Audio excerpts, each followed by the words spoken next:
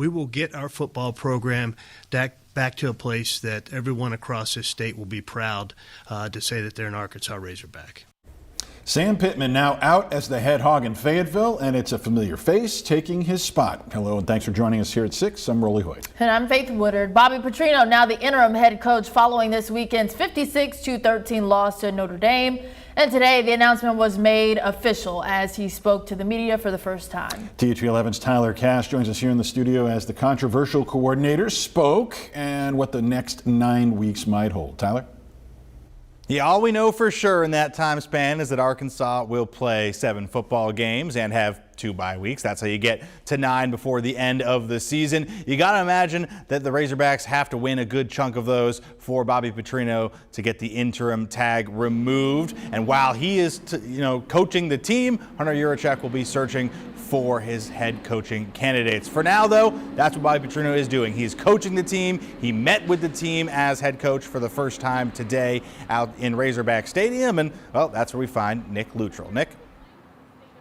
Yeah, Tyler, as you mentioned, it is a sort of new era for Razorback football here in Fayetteville. Out is Sam Pittman, a 32-34 overall career record.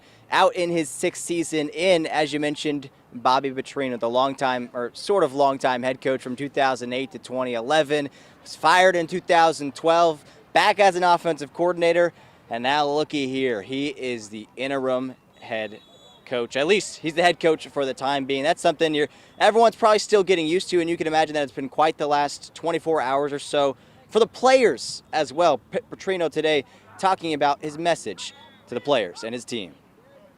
Well, we got a number of things to talk about, but number one thing is that you have to get used to change. Your whole life there's going to be change. So how we handle that, our attitude on how we handle that, our positiveness on how we handle that, will determine how quickly we improve. Yeah, you certainly love the confidence from Bobby Petrino there, his confidence in saying we will improve, we will get better as we go throughout the season, and they're a team that definitely needs to get better. He said his message to the team was that we will get better, and that those guys, the players, should stick around. It doesn't do you any good to enter the transfer portal now, even though you can.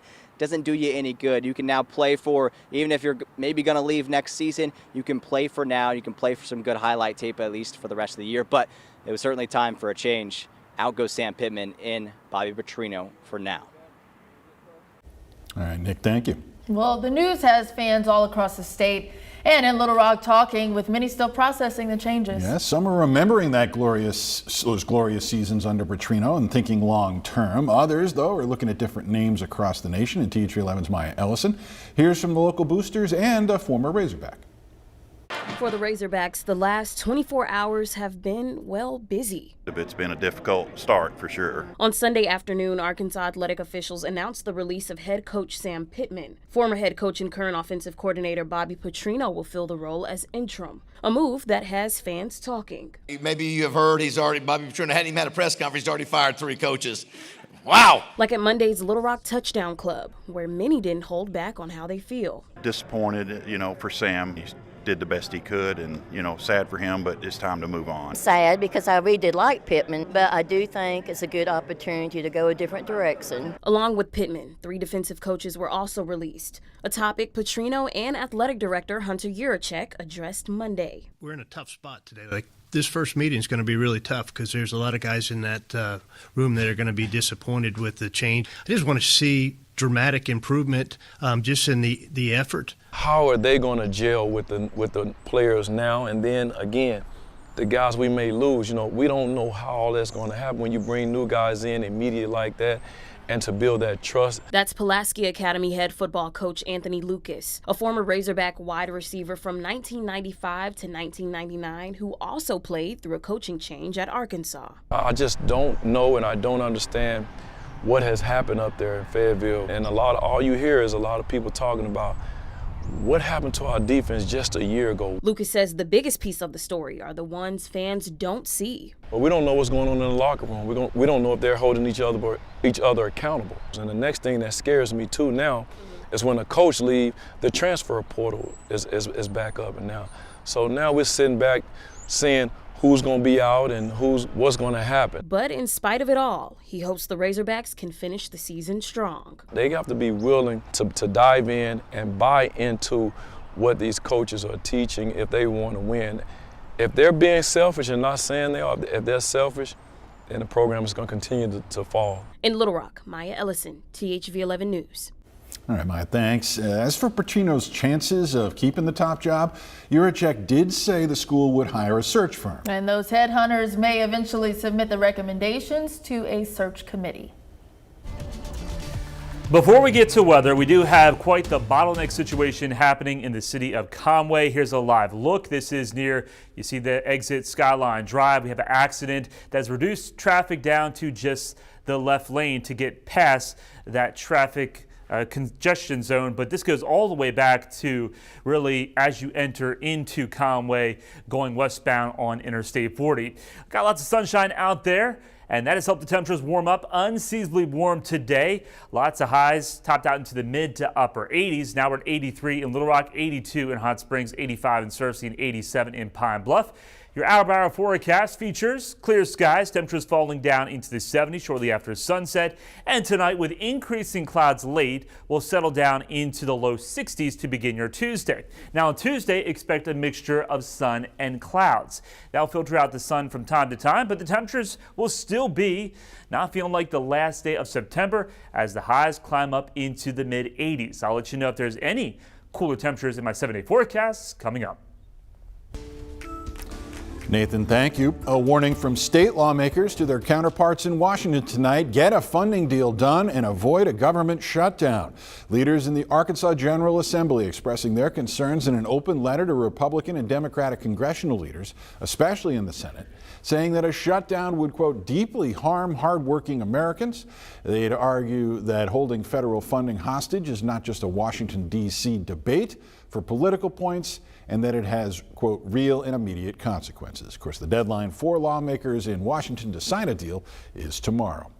Here's where things stand right now. Democrats are pushing to extend Affordable Care Act subsidies that are set to expire at the end of this year. They could lead to rollbacks in Medicaid. Meanwhile, Republicans want to pass a short-term spending bill that would fund the government until mid-November. That would allow for both sides to continue to negotiate at a later time and still avoid a shutdown. On top of all of that, the White House has also raised the stakes, threatening mass firings at federal agencies if nobody reaches a deal. Tomorrow, a federal judge will hear the arguments in a challenge to Arkansas's new ballot initiative restrictions. The League of Women Voters, Save Arkansas Democracy, and other groups say recent state laws make it nearly impossible for citizens to propose or support ballot measures. The hearing is set for 9:30 a.m. at the federal courthouse in Fayetteville. The groups are seeking a preliminary injunction to block the laws while the case plays out. 4 more women arrested, charged with brazen retail thefts across central Arkansas. They are the latest arrests brought by Attorney General Tim Griffin in a crackdown on organized retail crime. The kind seen in viral videos with alleged thieves making off with their arms full of merchandise. Griffin said it's costing retailers about $70 billion a year, and it eventually turns into a tax on consumers. The group arrested recently allegedly stole nearly $7,000 in merchandise from TJ Maxx, Marshalls, and Home Goods stores in Cabot, Conway, and Little Rock. Authorities issued 23 felony warrants. They were getting luggage and filling it with stuff and closing up the luggage and rolling it out like they were in an airport, like they had some place to go in an airport. Just walk right out the door with everybody looking. If they think that may fly in some jurisdictions, not in Arkansas.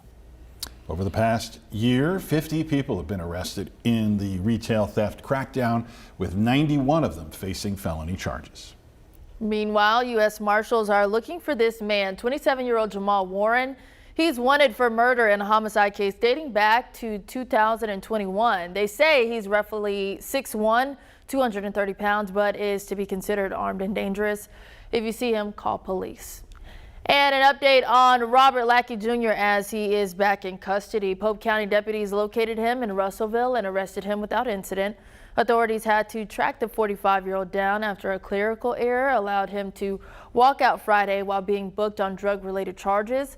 Police discovered the error today and classified Lackey an escaped inmate. He was found in Russellville and will face charges for the escape while also looking at a trial for alleged meth possession.